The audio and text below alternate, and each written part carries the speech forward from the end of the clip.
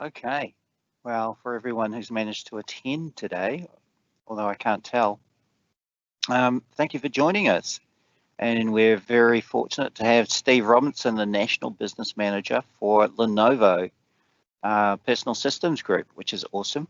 And Steve is our in-house expert, or not our in-house, he's Lenovo's in-house expert, and he gets the great job of going to visit key customers and helping them decide which solutions are the best for their requirements. So he's going to do a wonderful presentation for us today. He's going to talk about the roadmap, the future of AMD and Intel, future workspace, some really cool stuff. I've already seen the presentation yesterday and I thought it was fantastic. So thank you for joining us, Steve, and I wonder if you could take over. Well, thank you very much, Simon, and good morning, everybody. Fantastic to be here. So my role is mid-market business development manager at Lenovo, which is a national role. And I guess today what we're going to be talking about is what COVID means for the future of work. It's been quite a year, has it not? Somebody said to me, I'm still not sure if it's August or September or March. It's really difficult to know. I want to also cover what role will technology play in keeping businesses moving forward. How can businesses better prepare their employees for this new reality? And we'll also look a bit at how Lenovo technology can support your remote worker solutions. We've got the Q&A box open. Feel free to put any questions into the Q&A, into the chat, and we will definitely get to them at the end and answer them as best as I can. So welcome. First of all, I should just say, what you're looking at, that picture there is exactly what I'm looking at as I'm speaking to you. This is my setup at home with my laptop, and Lenovo was kind enough to send me a couple of monitors just as we went down into lockdown 4, which I have to say made me more efficient than being at the office, because I only had the laptop and one screen there. And so consequently, I've been to my office 6 times in the last 6 months. How things have changed. So a quick thing about Lenovo at a glance. We are, in fact, the world's largest PC vendor and 4th largest smartphone manufacturer, because we own Motorola, have done for a number of years. There's often confusion about where IBM finished and Lenovo started. We actually bought IBM's PC business way back in 2005. We've been making ThinkPads ever since, and the server business in 2014. Unlike our competitors, whilst we have 2 divisions, we are in fact one company. So our PC and smart devices division is the one I work in. There's also the data center group, which takes care of the servers and workstations, storage. So we like to say from the pocket to the data center, from Motorola all the way through to DCG.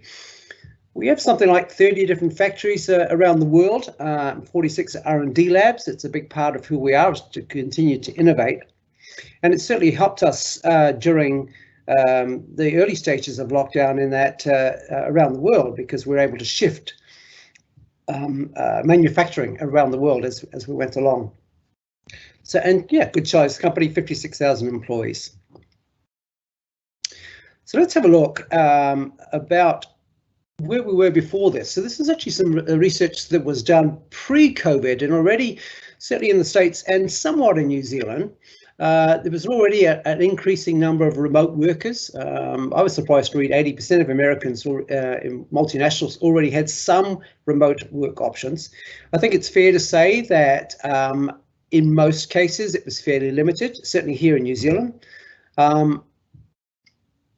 But that technology has certainly increased the size of the global talent pool. I was talking to somebody here who's from New Zealand, but living in the UK, and she'd been here visiting her mum in Dunedin, and then got trapped here with lockdown. And whilst that was inconvenient, she was able to continue with her job in the UK from sitting in her mum's, spare room, and certainly, made that easier to work anywhere. We're starting to see it in real estate too, are we not? Already people are thinking, if I can work at home, it means I could work in some other pleasant place. And I see that Airbnb, their sales are way up in the last quarter, because a lot of people are thinking, I could just go somewhere nice and work for a few weeks. It does present its challenges, however, though it makes it much harder in terms of there's a lot more complexity in terms of locations and devices, platforms and people. We also found that there was some concerns from people just not having the training to do exactly what it is that you and I are doing right now. There's some concerns and confusion around ineffective communications. How do you keep that communication up when people aren't sitting in the same office as you? But despite all that, since 2005, there's been a significant increase in work from home anyway. Now, this slide was actually done pre-COVID as well, but already we'd seen over a number of years, if you look at that top left-hand corner, that blue bar getting bigger, that was the number of the demand for ultra-slim laptops and for devices that were easier to carry. They were lighter, they were stronger, and more suited a mobile workforce. We're starting to see 5G coming in now. We've actually launched our first 5G laptop, more about that in a minute. But we're also going to see it starting to affect other industries, things like somebody's working on something mechanical and there's a technician back at head office who can see what that first person is seeing through some digital glasses and is able to, kind of talk them through a repair, or somebody wearing some glasses connected to 5G and they're able to put up schematics through augmented reality. So there's a lot of promise in 5G, and I'm sure we'll be seeing a lot more of that on our devices as time goes by. Before we even started with COVID, we'd already seen a massive increase in the amount of these kinds of calls, be it Teams or Zoom or whatever. And so we, Lenovo, were already thinking about how do we improve our devices to make that a more seamless proposition for people. And certainly in terms of artificial intelligence, you and I are using that every day now, I guess, with, if we bought something on Amazon or we go onto Netflix, it says, if you've done this, then you'll probably like that. It's using AI to kind of work that stuff out. But we're starting to see it now in terms of the devices themselves. Watch out next year. There'll be a lot more, the device will go, hey, we noticed that you're doing this process on a regular basis. How about we automate that for you? So we're seeing some increasing sophistication in terms of artificial intelligence. So we did a survey of 1,000 global corporations back in March. This is quite early in the days of COVID, and it was interesting to see that already over half of employees in those 1,000 companies had been provided with some tech and tools to do work from home. Some 46% were saying that their productivity was where it was in the office, and 15% were already saying that it was in better than when they're in the office. I think those are the people without kids, to be fair. But there's that thing that people were saying, oh well, I just don't have the distractions that I did before.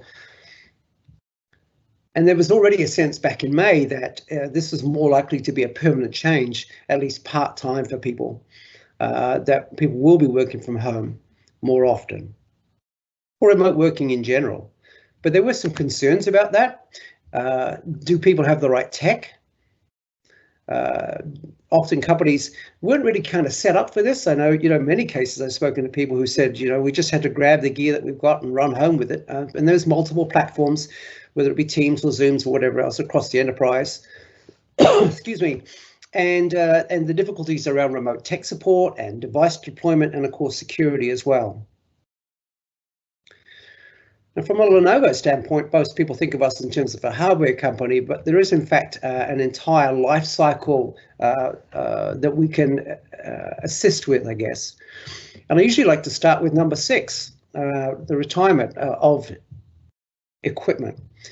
Most times when I go and visit companies, they've got a cupboard somewhere full of IT gear that they need to get rid of and never quite get to. And there's an issue about how to do that securely and whatnot.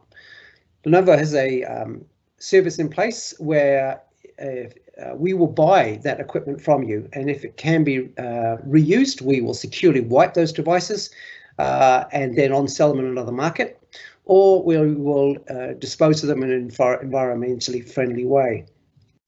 So you can, what it means is we just get a spreadsheet from you with all the serial numbers on, the description of the goods. We say, okay, well, based on what you've told us, we can pay you X for that.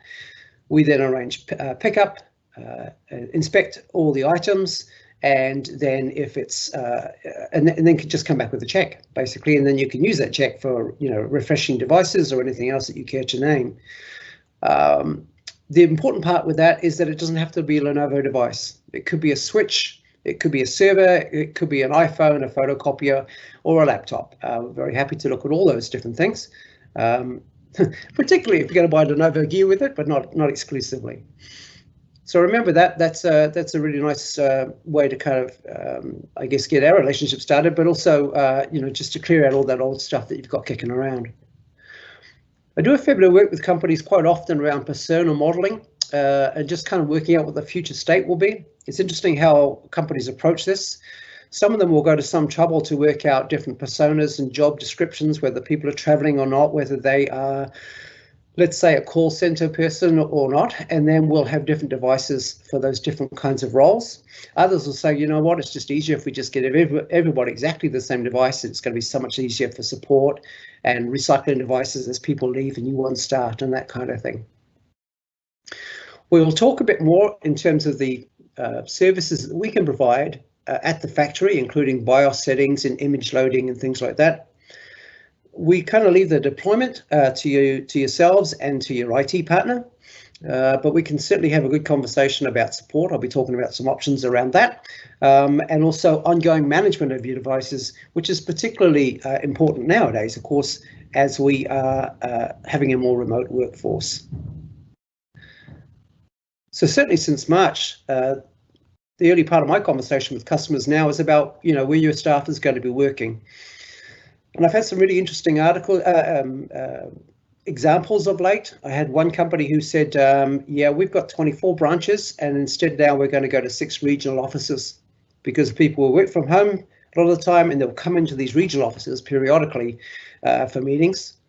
I had another company who said, we've got 180 staff in our head office. We've got naming rights to the building. It's only 2 years old, but hey, we don't think we're going to need staff. We don't think we're going to need room for more than 15 staff in the end.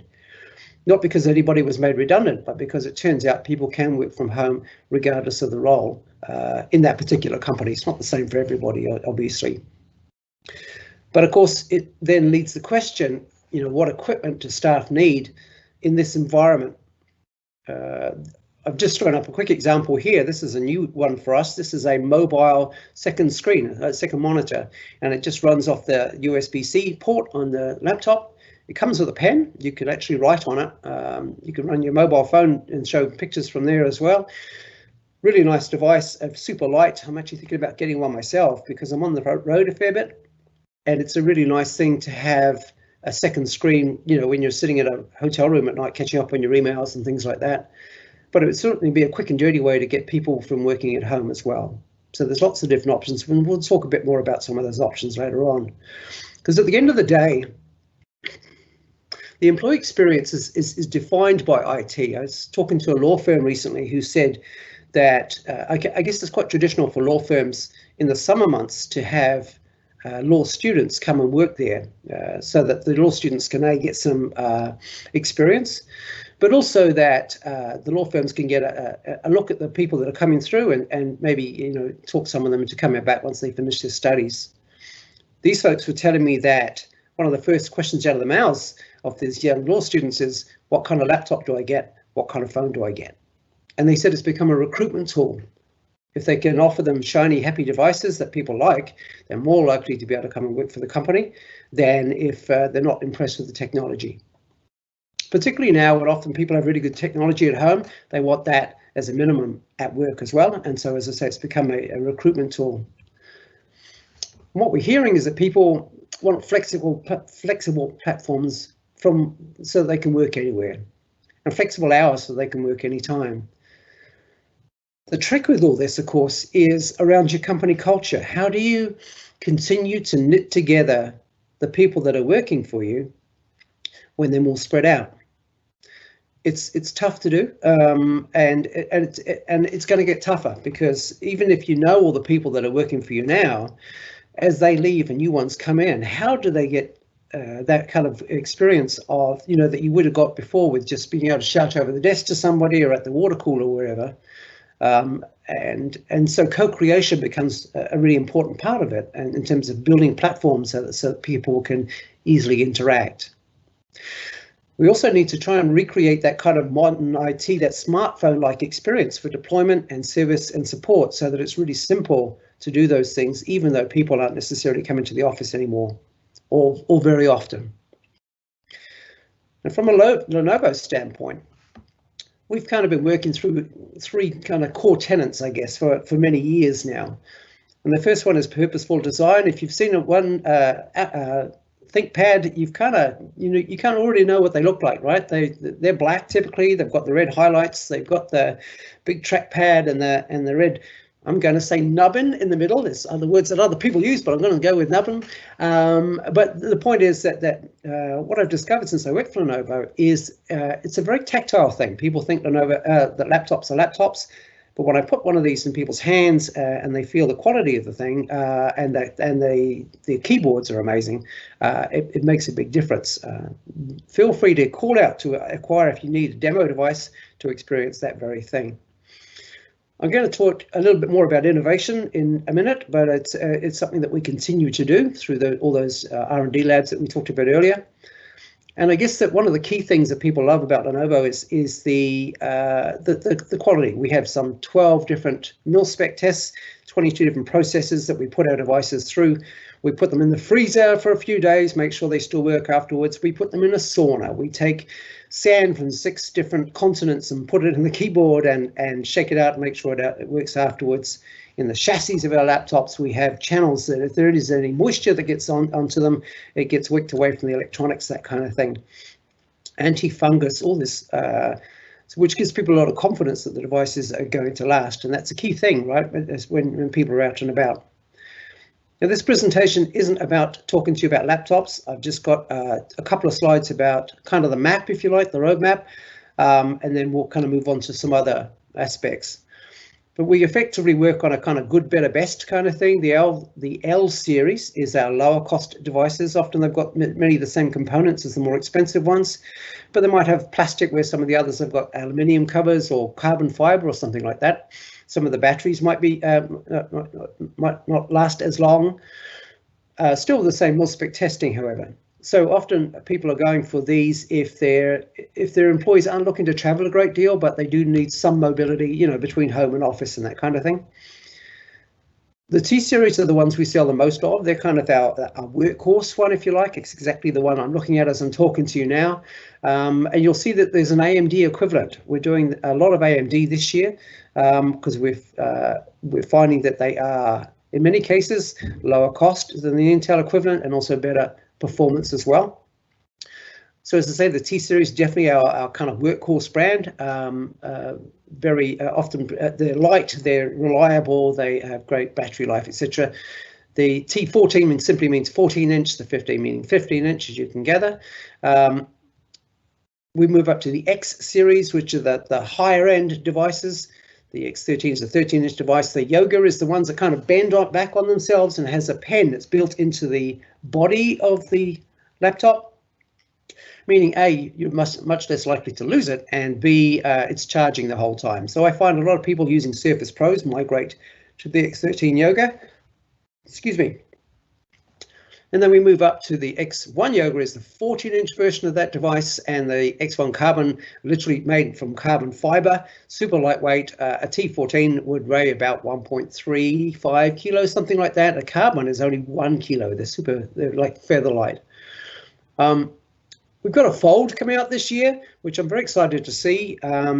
If you just open up like a regular laptop, there's a Bluetooth keyboard, which you take out. It sits inside and is charging the whole time. Once you take it out, it's effectively giving you 2 screens, one where the keyboard would normally go and one above it. And then if you turn it sideways and lay it flat, it becomes a tablet, and there's no seam. It's a remarkable piece of technology. I can't wait to see them. And it's our first 5G device as well, and they're due out very soon. We also have a range in the purple there of mobile workstations. These are becoming more and more popular as people want to move their engineers and their architects, and the people are using workstations for various kind of high-end workloads, but they also want to get them away from their desks and away from those towers that people are using. So we put them into these mobile workstations, very powerful, much lighter, and a great way to get people mobile. Now, between the L and the T series, we have another one that we launched earlier in the year called the ThinkBook. Everything else is a ThinkPad. This is a very new thing for us, as you can tell. It's not like a traditional Lenovo device. It's got some really nice features on it. Metal cover, the fingerprint reader and the on-off button is the same. It's the same button. You know how if you use a mouse, you have a dongle in the side of your machine, and who amongst you have, I know I have, caught the dongle in the side of your bag before now? This device has a little door in the side where you push the dongle in and you close the door again afterwards, so that doesn't happen. So there's a number of good features in there. They're lower cost than the T devices, but still have that mil-spec testing. And you can spec them up to i7 with a couple of terabytes of storage if indeed you want that. So that's a great lower cost option. I was talking to somebody the other day who's kept a carbon for himself. He's the owner of the company, and he's equipped the rest of his company with ThinkBooks, and everybody's loving those. And just finally on the laptops, this is a new one coming out this year as well. It is a ThinkBook like the silver one you saw before, but it's the ThinkBook Plus has a second screen on the lid of the laptop. Now you can set that screen up to show just the time, your next appointments, or indeed there's a pen that comes with it and you can write on it. It kind of it's like sort of Gorilla Glass, so it's really tough, but it kind of looks like an e-reader in terms of as you're note taking and annotations and illustrations or whatever. You can then take those notes and email them to somebody. You can put them onto your OneDrive or whatever it is. So yeah, really interesting idea. This won a lot of awards last year at CES, and it's another one I'm really kind of looking forward to seeing in the next few weeks. And what unites all of our devices is our security features, ThinkShield, and there's a range of them that are hardware and software and services. I won't go through all these now, but very happy to come and have that conversation with you at some other time. Just a couple of things I'll just touch on briefly though. The Think Shutter is just a really simple idea. How many people you know have little pieces of sticky paper over their cameras on their laptops? Particularly now, so many of us are working from our bedrooms.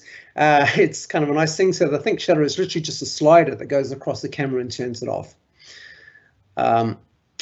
Like the Wi-Fi security you see there is a great example of software enhancement.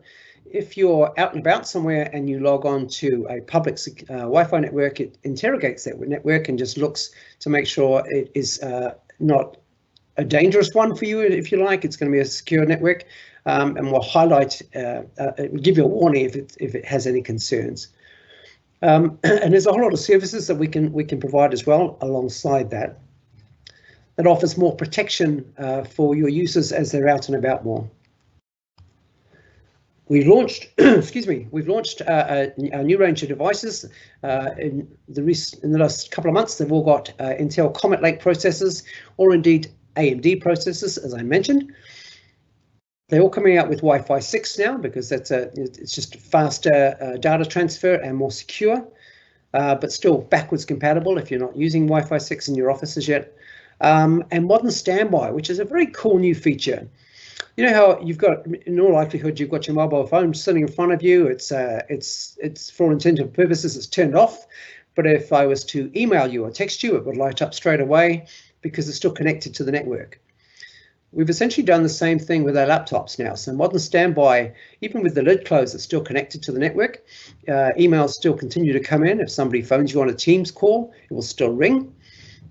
And then when you want to boot it up, you hit the button and it's connected within a second.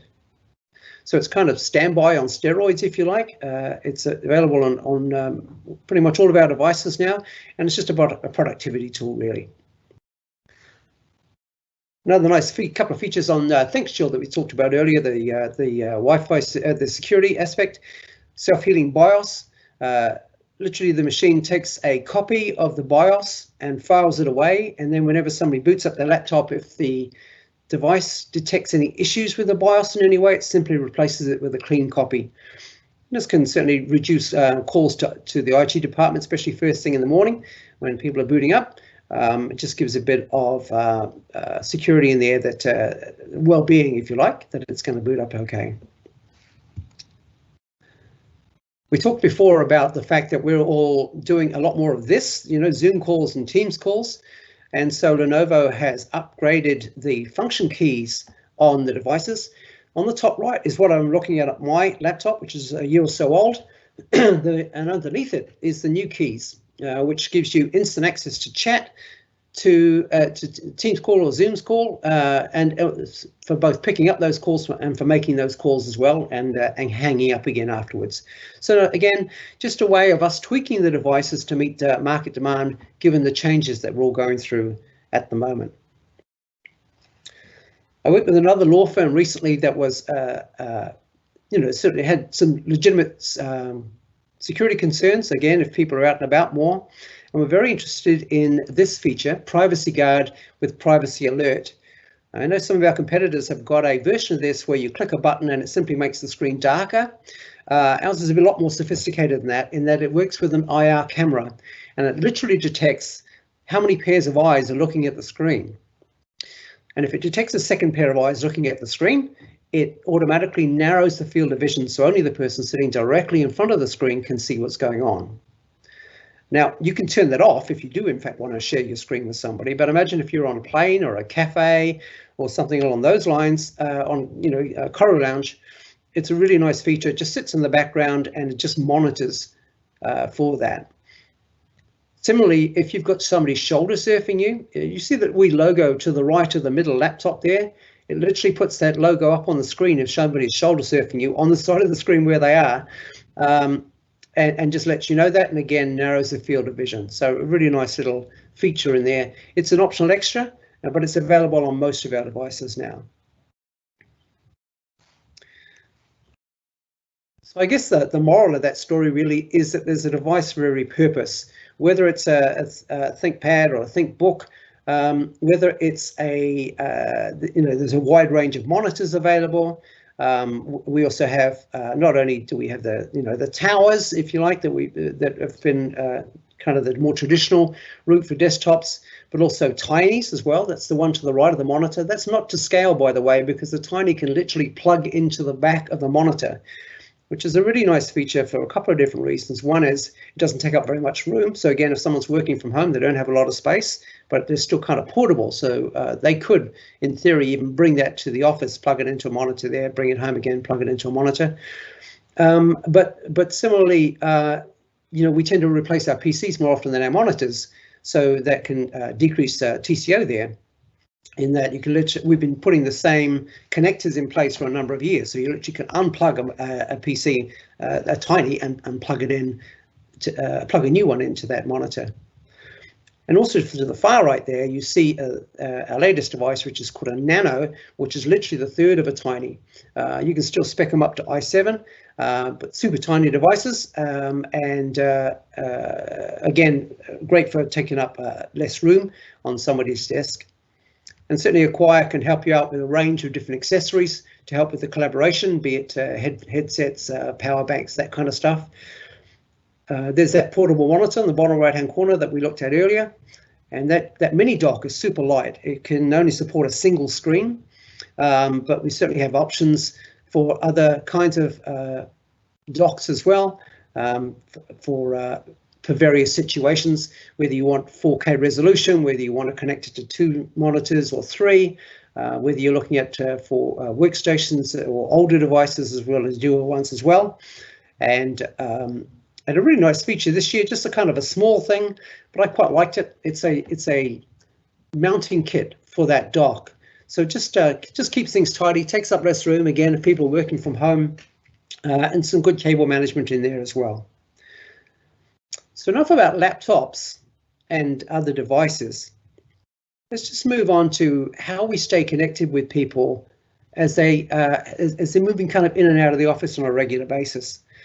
One of the things, some really good advice that I've been reading recently has been cameras on. So there's a worry for a lot of managers that people will be unproductive when they're working at home. But to be honest, managers are not generally paid to reward how many hours people are working. They're paid for the amount of work that gets done, right? So a manager tends to be rewarded for how they motivate and enable their teams. So we found certainly at Lenovo that if there's a rule for cameras on, then it kind of keeps people connected more, and it tends to curb isolation. We have found ourselves that team check-ins on a regular basis are a really good idea. Certainly during the lockdowns, we do it on a daily basis. It doesn't have to be a long call, but we found that it's really helpful to kind of share information, just check in on everybody, make sure everybody's fine. We actually found that we drew closer as a team across the country because we were talking to everybody every day across the different divisions within the company. I've also seen some really good advice that says use video for happy hours and lunches and one-on-ones, that kind of thing, and encourage chat room discussions on matters outside of work just to keep the culture strong. Again, it's kind of tough when people we've had a couple of people who started right as lockdown started, and to get them kind of knitted into the organization, these kind of tools is really helpful.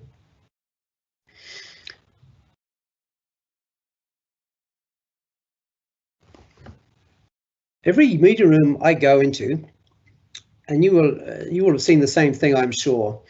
There's a version of this. There's a triangular poly device there. There's some random cables, never the one you actually need, because some buggers wandered off with a cable. But there's confusion about how you connect your laptop, how things get going. I can see you, but I can't hear you. I can hear you, but I can't see you. All that kind of stuff happens in most meeting rooms across the country. And it's particularly noticeable now because we've all gotten kind of used to doing this, right? So we're kind of used to doing Teams calls or Zoom calls. And then when you go back to the office, it turns out the meeting room tech is less reliable than what you just had at your house. So about a year ago, Lenovo brought to market the ThinkSmart Hub 500. And what you're looking at here is a tiny Windows 10 device at the bottom, but it's been specially modified. So you can see on the left-hand side there, there's a door. It lifts up, and you plug all your cables in there, and then you can screw it closed so that people can't wander off with the cables. Above that PC, you see where the green light is. There's a pillar, and it's got speakers in it. Excuse me. And then above that again is the display, and on top of the display, a microphone. So it's an all-in-one device, which makes it really, really tidy. And what happens with it is it has a Teams license or a Zoom license, depending on how you've gone. And so when you invite people to that meeting room, you also invite the device. When you come into the office, into that meeting room, it's got a motion detector on it, so it lights up as you come in the room. And on the left-hand side there, you see a number of rectangles. These are the meetings that device has been invited to. And in the bottom right-hand corner of each one, there's the word join, and you simply click on that and your meeting launches. It just makes it so much easier. It's so much easier from an experience perspective for the employees, and it's so much easier for the IT department who don't get called in, because people can't connect. And it means you actually start your meetings, on time, which is a rare thing. As you know, a lot of times we start sort of 10, 15 minutes late because we can't get the technology going. So it's a really nice, simple device to use. And we've kind of built out an ecosystem around it, and we're about to bring to market some software that enables you to manage all your meeting rooms across the country from a cloud-based dashboard. So not only can you do updates through it and things like that, you can connect it to, those screens you see outside meeting rooms in some offices. You may have them in yours, Crestron or whatever. So you can connect it to that as well, so that you'll be able to go into the system and say, I'm needing a meeting room for 4 people in the Wellington office, and the system will be able to tell you which meeting rooms are open at which times, and you can book the meeting from there. And then if people don't show up within, let's say, 10, 15 minutes of the meeting starting, it automatically makes that meeting room available again, which is fantastic news. It can also applies some AI to the meeting room usage. So it'll know how many people are in the room from facial recognition, not of the individuals themselves, but of the number of people in the room. And so you can get reports to say, lots of people are booking the boardroom and there's only 2 people in there. And so you can, put policies in place in terms of how people use those meeting rooms. Because I don't know about you, but I find most times meeting rooms are a premium, and so the management of those meeting rooms becomes more important. I am, though, seeing an interesting movement. It was interesting. I was listening to a call with our people in Lenovo head office in Sydney last week, and they're talking about the phenomenon where a lot of companies now are trying to figure out how they can social distance in their offices. And they might say, okay, we've got a team A and team B. Team A are coming in on week 1, team B on week 2, then team 1 and team 2. Or they're splitting by departments. Different departments are coming in on different days. Everybody's got to come in 2 days a week, but these departments on those days, these departments on these days. And so because of that, what I'm seeing is that there's going to be more hot desking, less desks, and more collaboration spaces. More opportunities for people to work together, to come together for a specific purpose, for a meeting or whatever, and then some hot desking and then go home again afterwards. And so Lenovo has teamed with a number of different providers. This is Logitech, but there's Poly and a few others as well, to build out these devices for different size requirements, whether it's a small huddle space or a larger boardroom, and we can connect additional microphones and cameras and monitors and all that kind of stuff, depending on the size of the room. So some really good stuff in here.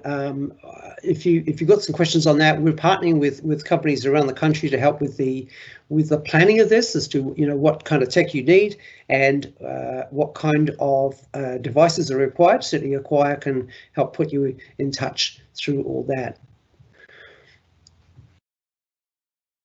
Now, I don't know about you, but I'm finding, though, with Teams, sometimes it can just be a little clunky, particularly if you're doing what I'm doing now, sharing a presentation, and then you want to pull something up from your laptop. Maybe you want to collaborate on a document or go and get a document to show people. And it's a kind of tricky thing sometimes to step between different applications whilst you're in the middle of a team call.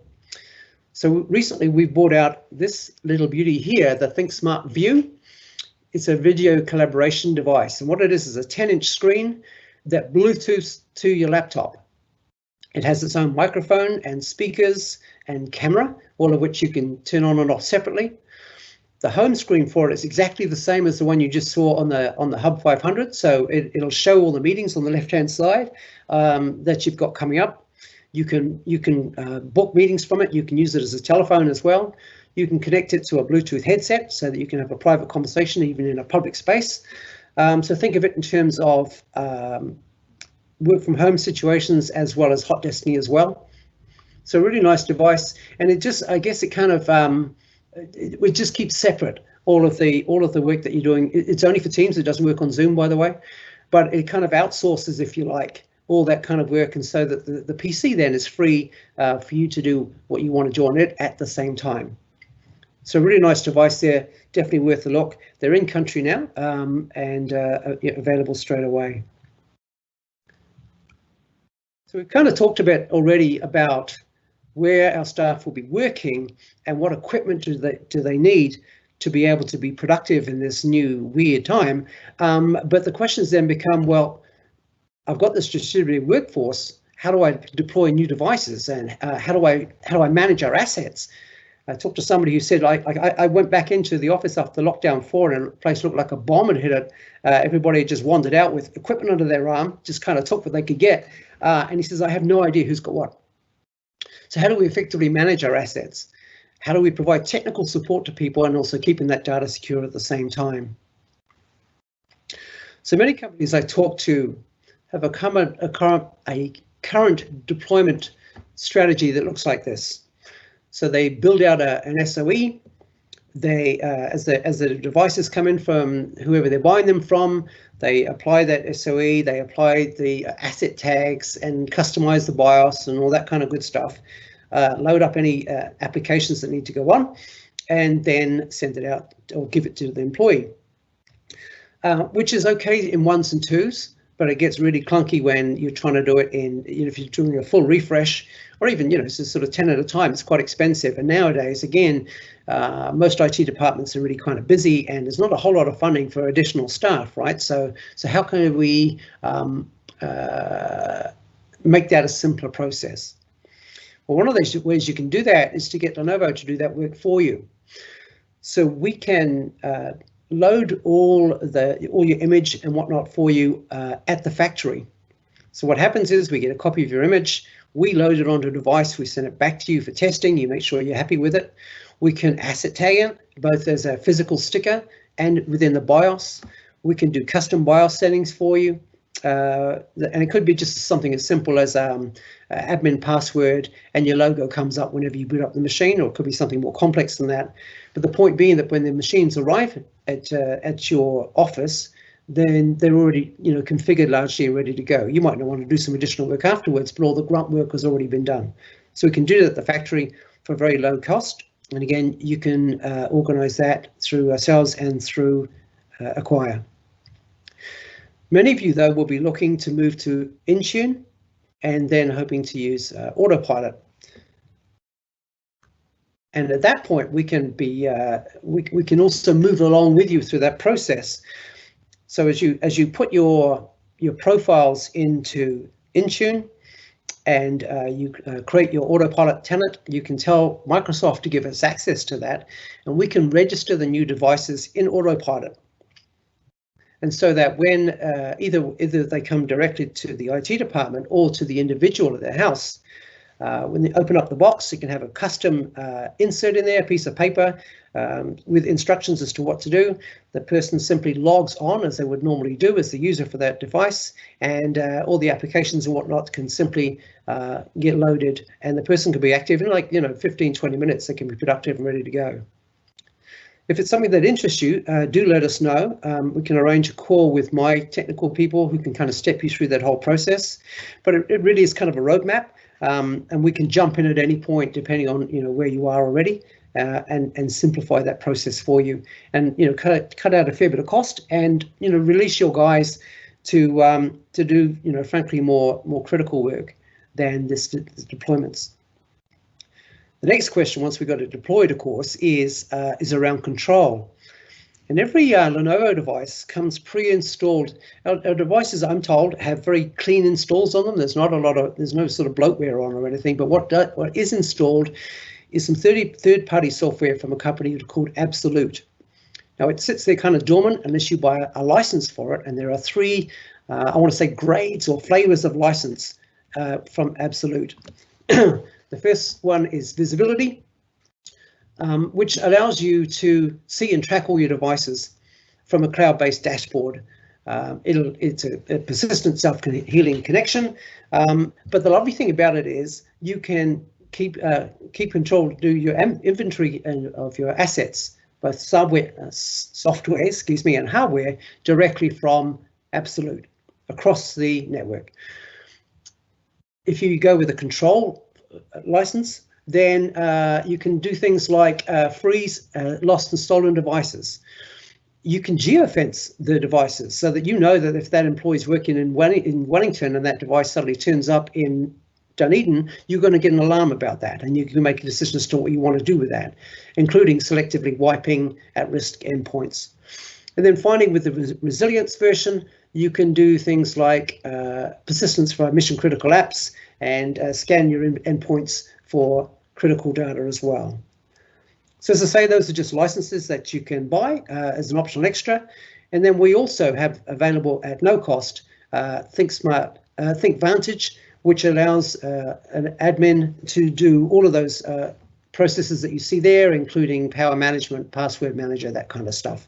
Again, remotely, at no cost to yourselves. As we just turn into the home straight now, I just want to talk a little bit about support. As most people, most vendors have some form of next business day support. We always have 3-year warranties in our devices when we sell them.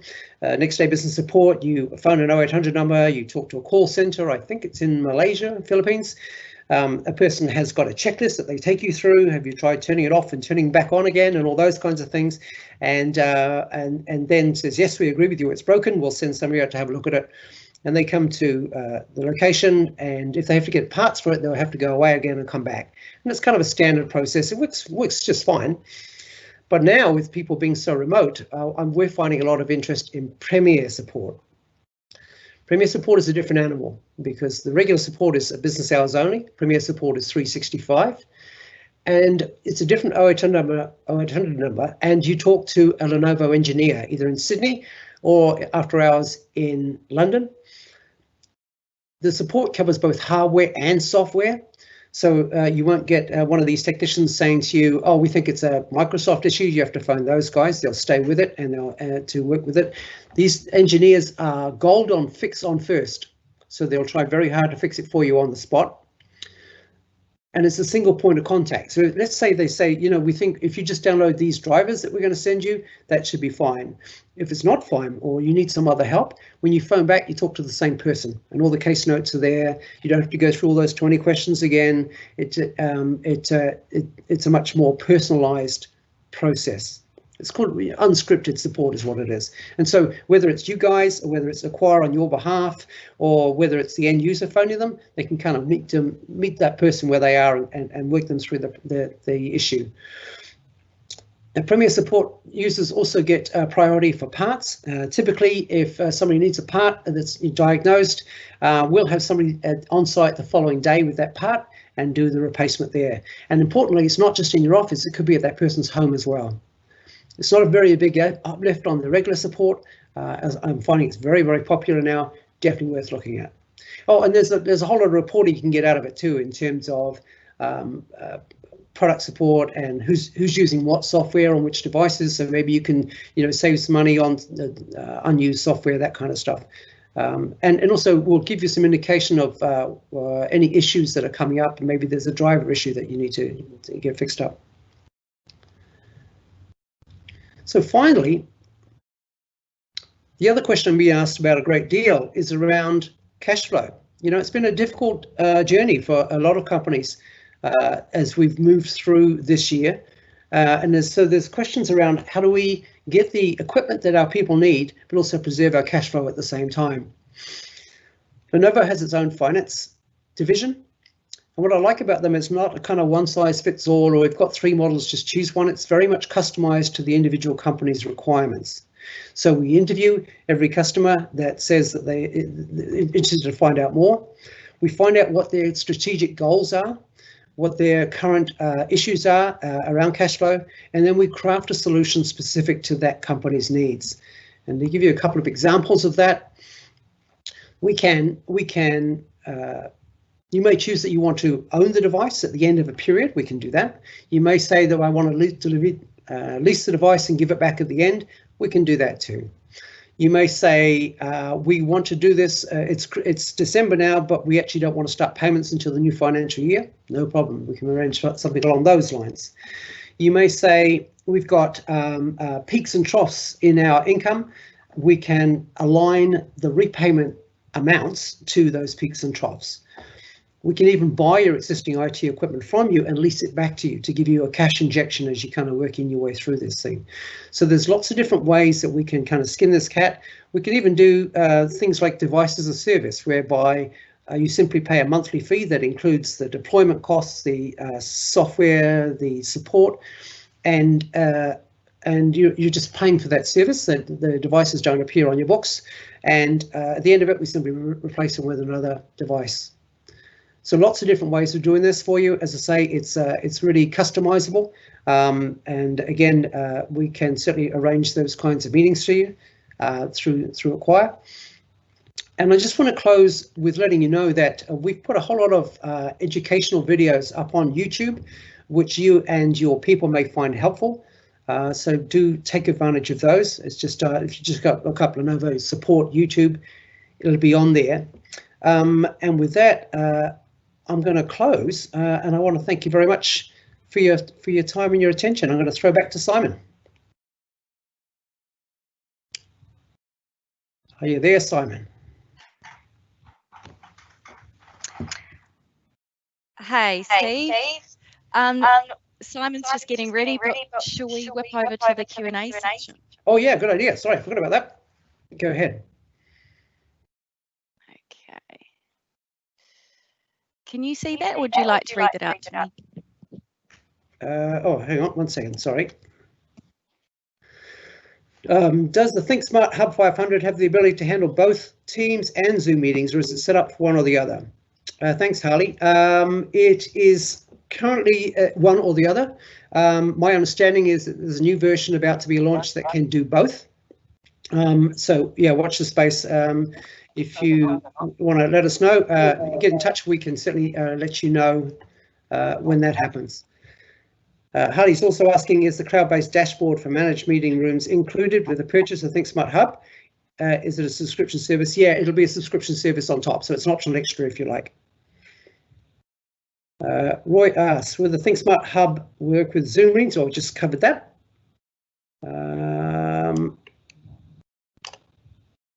Is there others that I've missed? I think that's it. Can you see any others on there, Danica?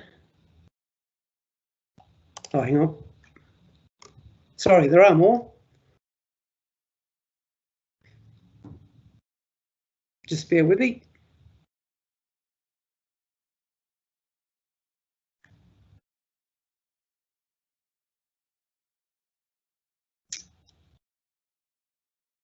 Will firmware updates be included in the Windows updates?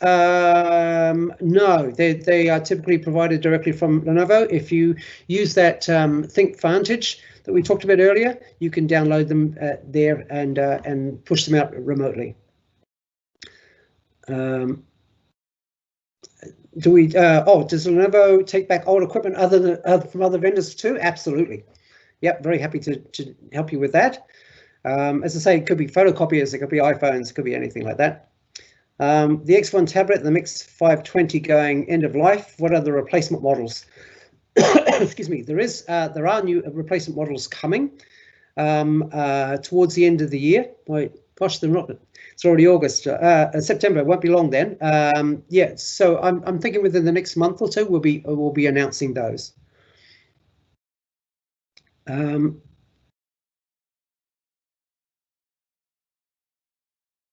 In regards to device asset disposition, who can we contact from Lenovo about that? Roy, you can certainly come to me. My contact details are on the beginning of this, or as I say, you can certainly come through Acquire as well. My email address, if you didn't see it before, is srobinson1@lenovo.com. Can we add battery coverage for the same 3 years as the hardware in the premium support, please? You definitely can. There is a subscription for that where you can get a battery replacement guarantee within the first 2 or 3 years. You can definitely do that. There's also accidental damage cover, which some companies have shown some interest in as well. It doesn't obviously cover willful damage, if you like, but somebody accidentally knocks it off the side of a desk or whatever. We can get like a screen replacement, that kind of thing. Craig's asking about rugged tablets. Frankly, no, it's not something we're playing in that space. I've got a feeling that there's some coming out next year, but I couldn't swear to that, Craig. So yeah, watch the space. And I think I've covered them all. Danica, is there anything else that you've seen that I've missed? I don't think so. You've covered them all. Thanks, Steve. Cool.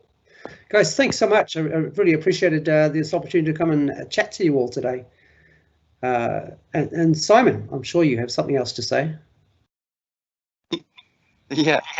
So it's interesting. I borrowed someone else's mic because my one just didn't come back to life, which is strange in IT for something not to work. Thank you everyone for joining us today. As you can tell, Steve gave us a full breadth presentation of what Lenovo's up to. Steve is also available to assist us with customer visits when there's a large opportunity that requires acute attention, which is fantastic. But thank you so much, everyone, for joining us, and I hope you got something good out of that, and I look forward to your inquiries about Lenovo, or at least the team does. Thank you very much. Should we say hasta la vista?